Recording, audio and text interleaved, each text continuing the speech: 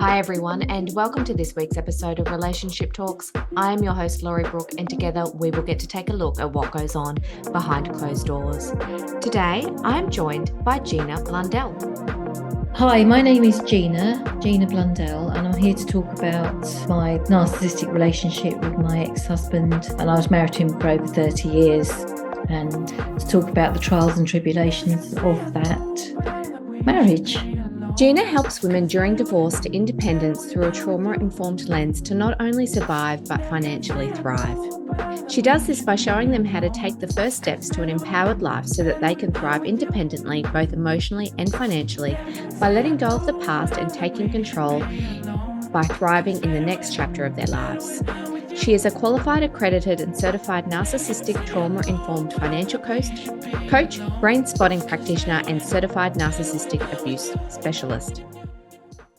And welcome back to another episode of Relationship Talks. As you would have heard in the introduction, I am here with Gina and we are going to talk all things about narcissistic relationships. And Gina's going to share with us her story of having been married to her husband for over 30 years and being in a narcissistic relationship. Gina, thank you so much for joining me today. Thank you for having me. I know it's super late when we're recording this. It's super late for you. So I really, really appreciate you taking the time out to share your story with people, because it is one of those things that so many people will be in a relationship with a narcissistic partner and will be thinking that it's them. They'll be thinking, what am I doing wrong? Why can't I make this work? Yeah. If I change this, then things will change. So I really, really value your time and appreciate you wanting to share your story to help others. Can I ask you about your relationship? What's your story? How can you be here today sharing this story with us?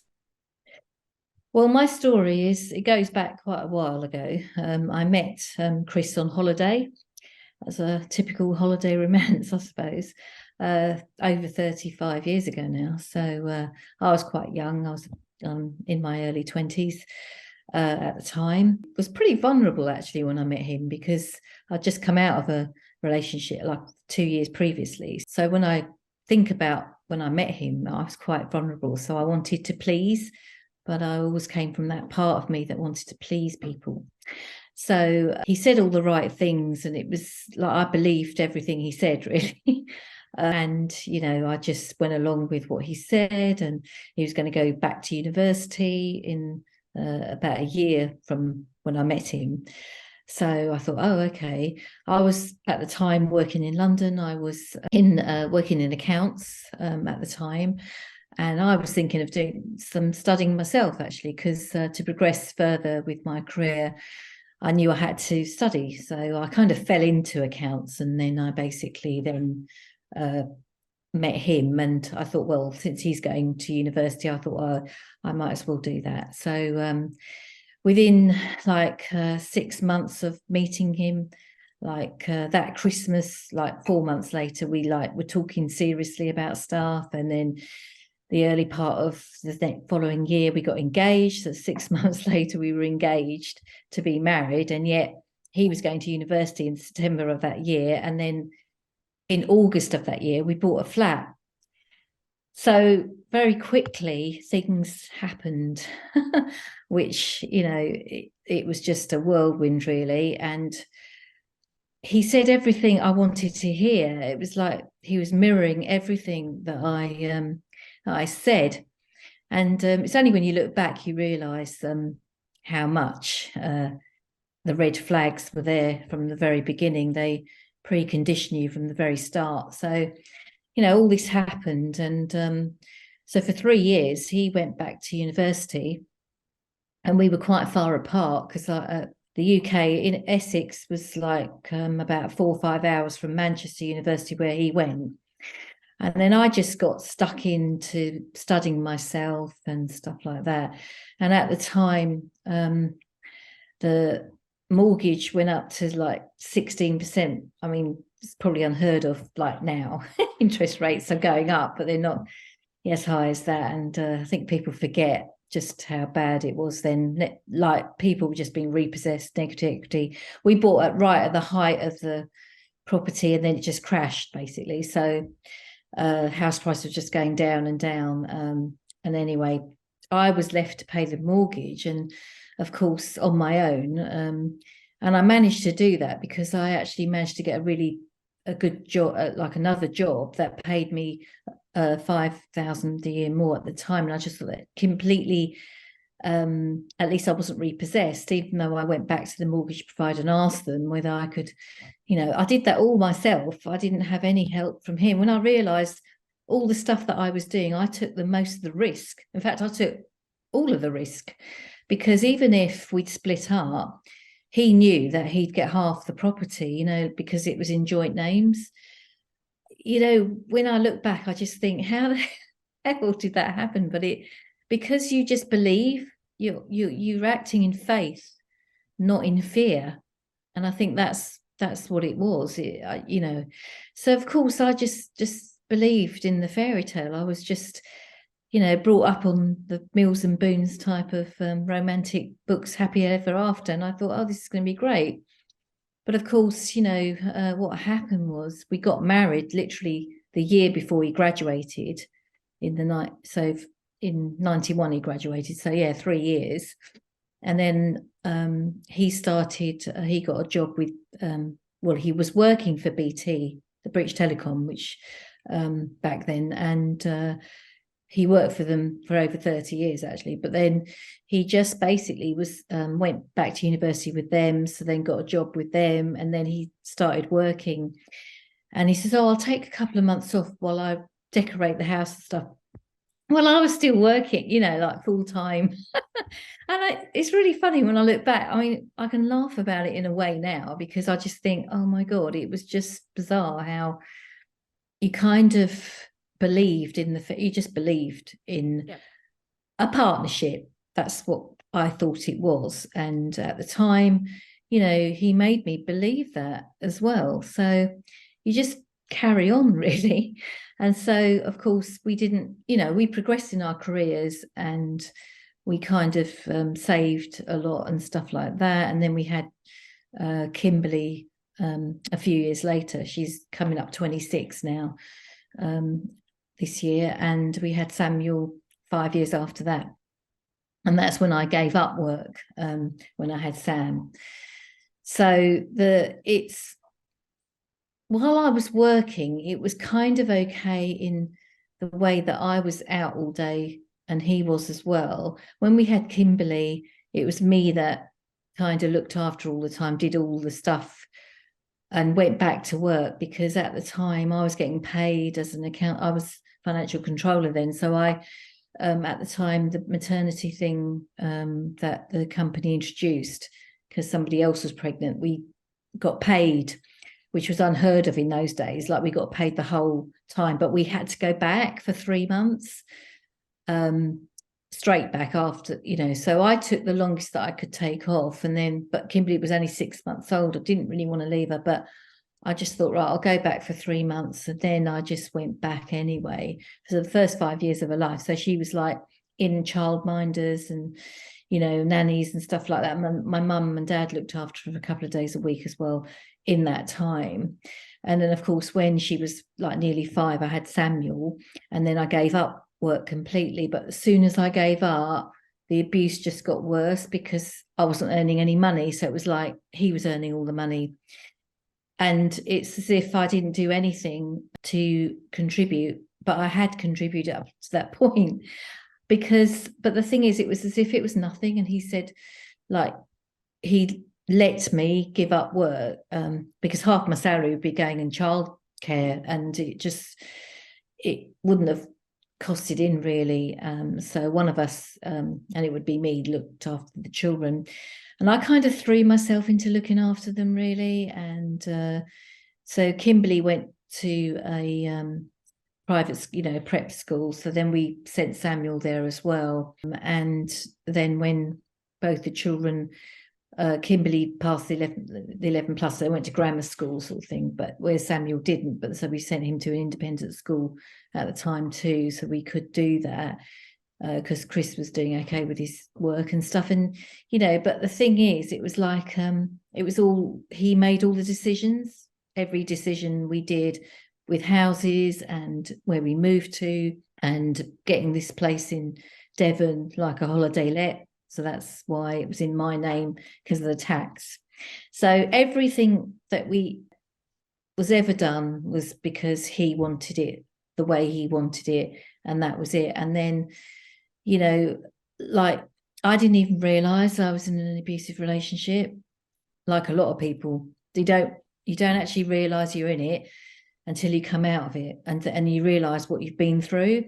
So the gaslighting, the manipulation, the hoovering, all of those things, the love bombing, it's just horrendous. It really is. And you just can't believe, but your brain is trying to keep you safe. Your nervous system is there for a reason, and you're in that fight, flight, freeze, fawn all the time. You're actually living like that because you don't want to upset them, you don't want to antagonize them in any way. You're conditioned to do that. Yeah. But it's also a different way of thinking too, in the sense that when you're a person who would never behave that way, you don't actually think that anyone else would or could behave in that way. So when people are doing actions, you're kind of thinking, oh, well, that's because they love me, or that's because, that's how I would act. That's, you try and assimilate that behavior to yours.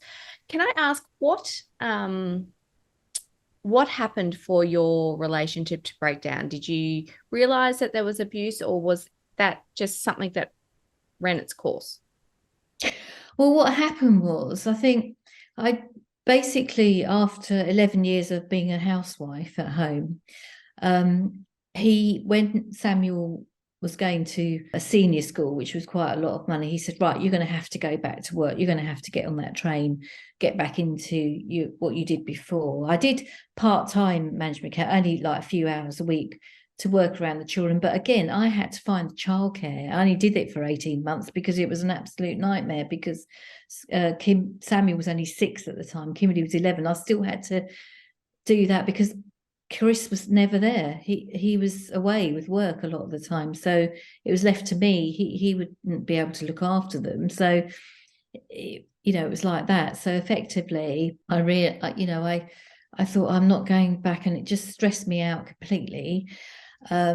Because I couldn't go back on that train because it'd be 12-hour days. Then I'd have to get Samuel picked up somehow, because even though he's going to senior school and Kimberly could come back on her own, he was only little, he was 11. So I just thought, well, how the hell can I do that? And so, of course, so I was kind of looking, like, I'd gone on to the, like recruitment sites and looked for like part-time staff, but not in London, but locally again, and then came across a home-based business, and I'd come across it before, actually, a few years before, because one of the mums like sold the products and stuff and ran her reflexology, and she introduced me to it, so I kind of knew it was legitimate. And so I thought, you know what, I'm just gonna look into this. And I met up with a lady in London, and then basically I just started using some of the products, and not, I was just thinking, oh, I'll look into it and then look at the business behind it. And then what happened was I started using the products, and then I joined some networking groups just literally 6-7 months later, not meaning to take it any, like, I just wanted to do something for myself, to get out of the house and not just be like a mum and a wife. And so, of course, he hated it, and then he called it all the names, like pyramids and all of that stuff, which he would do. He said, oh, what are you doing that for? You're an accountant. Why can't you go back into, because it was a threat, really, because I was meeting all these new people and he didn't like it one little bit. And so, of course, then I just sort of started to mix with inspirational people, with networking and all of that. And then I started to go on the trips, but paid for some of them, and just to get away from him, really. And when I realized now what I was trying to do, and it was, I can't believe it's like nearly 10 years ago. So it kind of was the catalyst, really, for me to get away from him. And it was just, he was being really abusive then, like really, I mean, he was before screaming and shouting, but it just became like worse, because it was just, he couldn't like he couldn't stop me from doing it. He tried, but he couldn't. And that was, well, I was on a trip, and then a friend said, "You're not really living your life." And it was the end of 2019, and I just thought, you know what? And I'd sort of come to the realization myself, because I tried to leave about a year or two before that, and he love bombed me back saying, "Oh no, no, I love you," and all of this. But you see, they can't emotionally connect. They can never say it to you, so they write it in a note, like in a email and stuff like that. It wasn't real. So because I didn't know about emotional abuse at that time, it was beginning of 2018. I didn't know until later on, and it was a friend that said, "Why don't you join this group?" And that's when I joined one of the groups that highlighted this in the summer of 2019. And then I worked with that lady like the beginning of the following year, 1-to-1, and now I'm in her group. But it's really funny how things turn out, isn't it? And you know, I just joined, and I looked at all the stuff in there, and I was thinking, it was the realization after a few months, and I thought, oh my God, I cannot believe it's like they're talking about the same person in different ways. And that was just it then. And I thought, I'd already seen a solicitor the summer of that year anyway, and I knew I wanted to go. And she said, "When you're ready, I'm ready." But because I'd networked quite a lot, I'd built up a network of people, like financial. I knew I had an IFA through networking. I got a solicitor, and so I had a network, whereas he didn't. So of people that would help me. So it was just, that was the thing that made me think, even though I'd been married like so long, I felt quite stuck, but I knew I could do this if I just put one step in at a time, and I just kept moving forward. And that's exactly what I did. And then I just filed for divorce, but he just didn't believe me. He just wouldn't have it. He just really said to my solicitor, "Oh no, we're sorting it out." And then she said, "Right, we've given him enough time. Shall we just file?" I said, "Can I do that?" So she said, "Yeah." So that's when I did. And then he went absolutely mental, really, was really horrible. And I thought, oh my God. And I just, you know, the abuse was coercive, and, you know, he would scream and smash things and stuff like that. He never hit me, but I wish sometimes you wish they would, so you could just get the police, you know, because you can't otherwise, because it's hard to prove, isn't it, that that's happening behind closed doors. And it, you know, so he was very careful not to, though, very controlled in not doing that, because, and they are actually more scared of you than you are of, you know, they are a lot more scared of you when you stand up to them, and they are completely out of control then, and they just try everything to get that control back. And when they don't, it's like it's mayhem. They're out of control themselves, because they don't know what to do. They just see things in black and white. They don't see anything else. They just see red, and they, you know, that's, yeah. So, but you learn all this along the way. Yeah. Which is what I Hindsight's did. wonderful, isn't it? Yeah, it is. You learn that, you just think, oh my God, you know, it's, yeah. So you start following other people, and then you get more and more confident and stuff. But I think I'm glad I had like coaching therapy at the start. I just invested in that straight away, because I think that helped me so much to validate, and also the stuck trauma in the body, root cause resolution.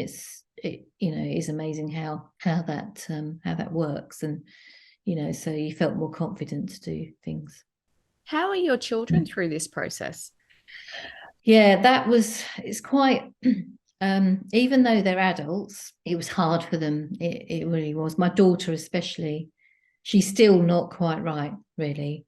It's a back and forth. It's like a boomerang. She's out there, then she's back, then she's, you know, she's very angry all the time. She's coming from her protector parts of anger a lot of the time, and self-sabotage, like jealousy and stuff as well.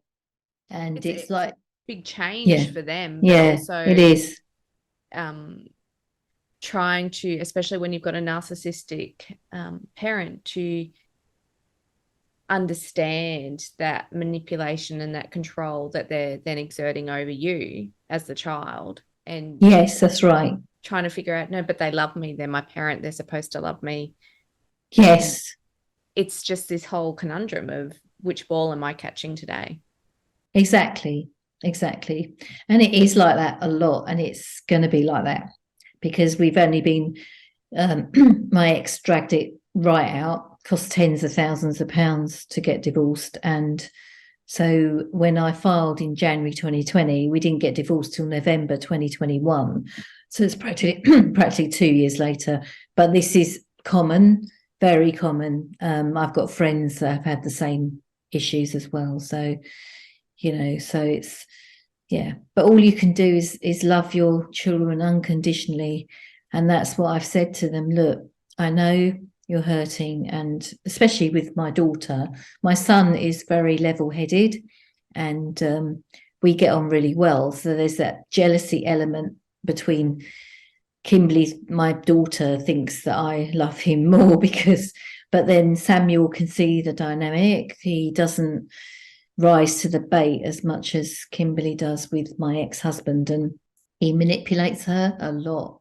And he can't manipulate my son, so much. He just tries, but Samuel says, "Oh, that's to do with you." And Mum, and that's what he's always been like, actually. And he said that to Kim, my daughter, as well. But she just is all over the place with a lot of things. She was actually in an abusive relationship herself, and then she left that.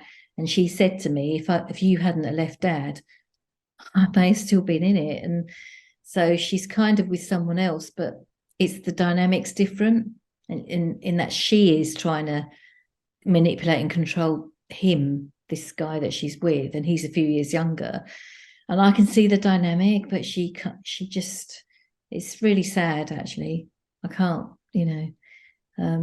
it's just, I've got to go with it at the moment, but it's, we've only been like divorced a year and a bit, so it's like just being there for her, really, and being there for my son, and that's all I can really do, So looking back, because hindsight teaches us so much. Yes, yeah, it does.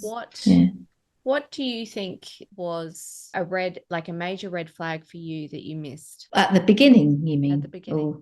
Yeah. It's really funny because he told me what he was like. I remember when we got a cab back from going out, I'd only met him a few days before, and he says, "Oh," and we were sitting in this nightclub, I suppose it was, Playa de las America in Tenerife, so it's probably still similar anyway. So we got in this, I was a bit worried, actually, because he said, "Oh, usually, I go out with girls, but I usually leave them here, and go out and just leave them at the nightclub." And he said that to me, and I just thought, oh, because I was a bit I was quite taken aback. And then we were walking along, we got in this cab, and he said it in the cab. I can't remember, it's so long ago, but that jolted me, and I thought, oh, that's a bit weird. Why would you? There's certain other things as well that he did, and stupid things as well, which, when you look back, you just think, why the hell did I just believed what he said, and it was just didn't really tally with what he was saying then, if you see what I mean, to what he said later on. Yeah. And it doesn't make sense. None of it actually makes any sense now when I look back. But when you're young, aren't you? You just believe what, I suppose it goes back to when your parents were, my dad always used to say to me, "Oh, don't worry, you'll get married and you'll be fine." Always used to say things like that, and it kind of goes into your subconscious. So of course, I don't know, I was vulnerable as well, I suppose, at the time, because you've been hurt before, and so you just think, there was all that going on as well. And so of course, the cognitive dissonance, when you think, your brain just wants to believe that safety, that, oh, well, he's all right, he can't be that bad because of this. Yeah, but really they're not that reason. Yeah, you're looking for the reason. My ex-sister-in-laws, who are still married to his brothers, who are the same as him, because they were brought up, and the dynamic is exactly the same, but they won't have anything said against it because they don't want to face it, but they know they know deep down, but it's cognitive dissonance that keeps you there, because like they're pillars of the community and stuff, like they go to church, so that must be okay, you know. But it's not. And I'm the one that's, you know, left, and yet, you know, both sets of parents are married for life and blah blah blah, and they've been married a long time as well. So it's like I literally stopped the trauma from happening, you know, several generations later. So I've just stopped it. But of course, I'm the one that's blamed because I left, and my mum's, you know, we don't speak, and it's all the dynamic. It just is really not great.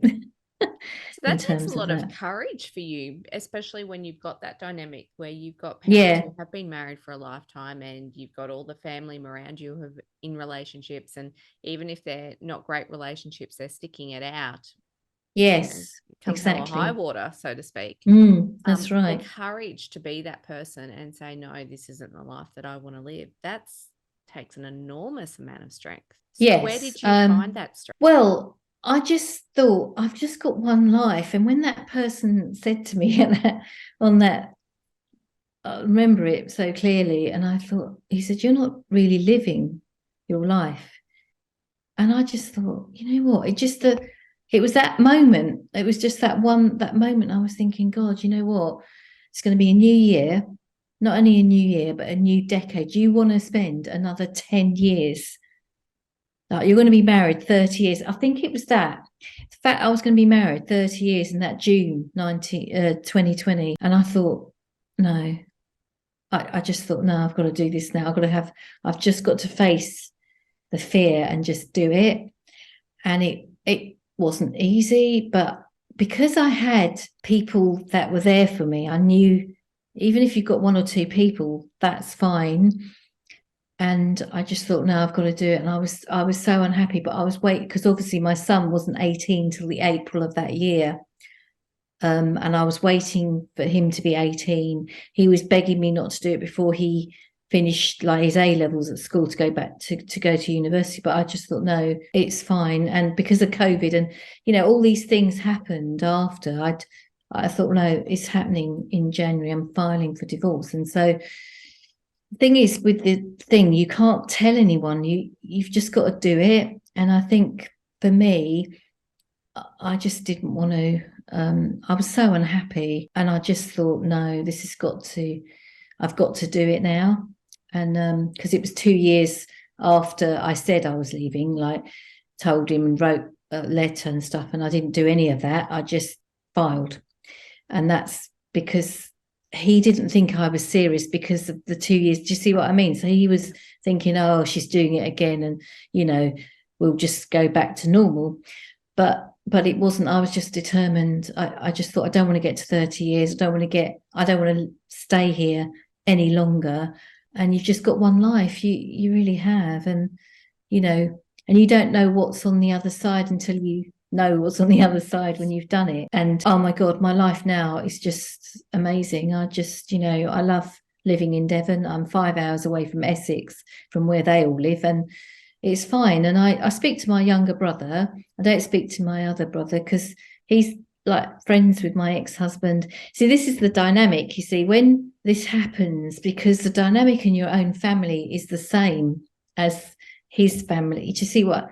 It's just was the other way around. But both his parents died quite, you know, his dad died like a year after we got married, so 30 odd years ago now, of a brain tumor. But he was the narcissist in terms of his mum was the, you know, the homemaker, and the sort of, she just did exactly what he said.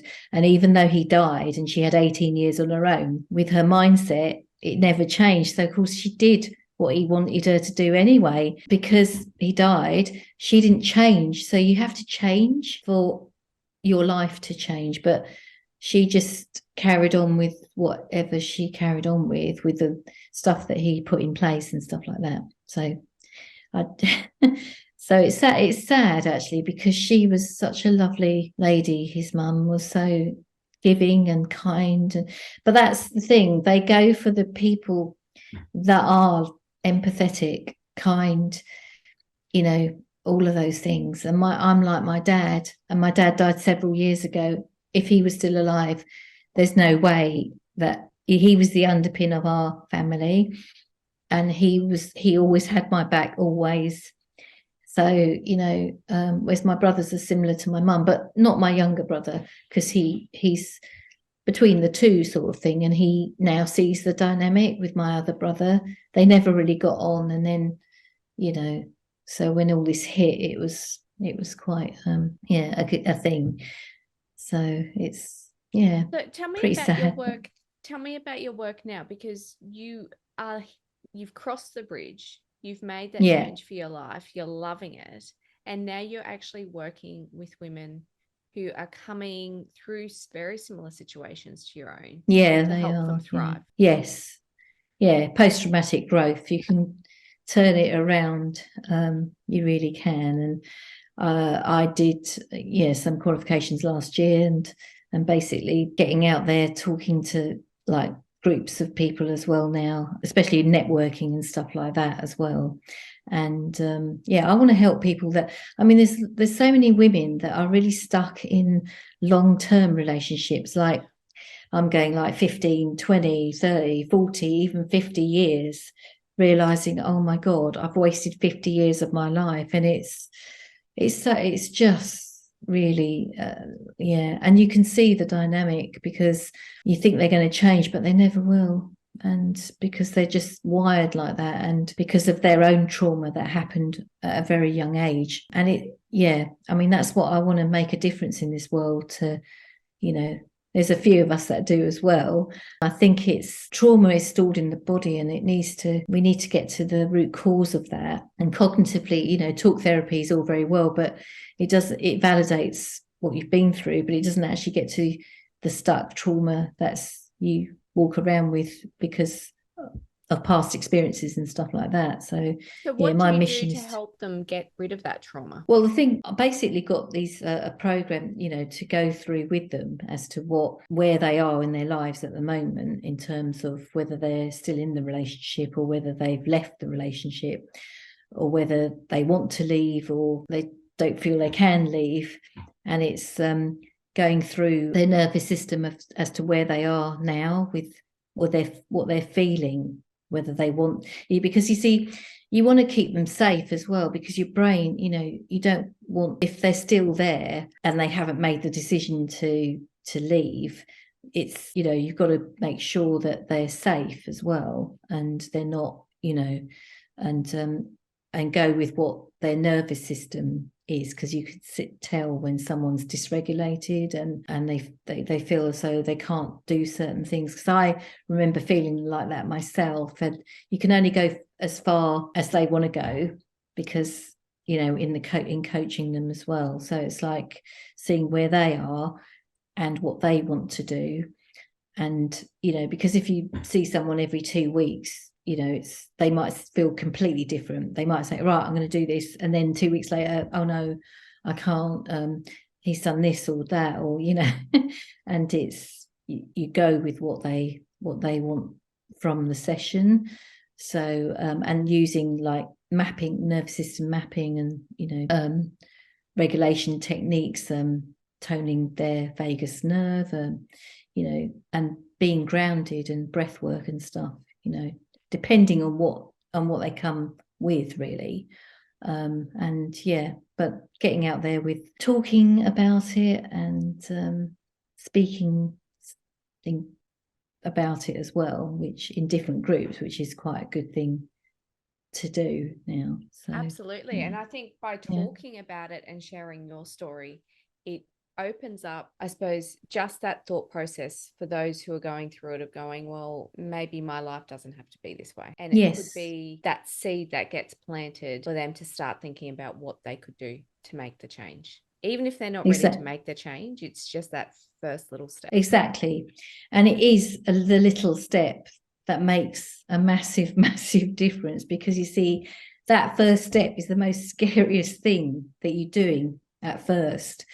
I remember how I felt, and because it's the unknown, we don't know what is going to happen, and to take that step is monumental, actually.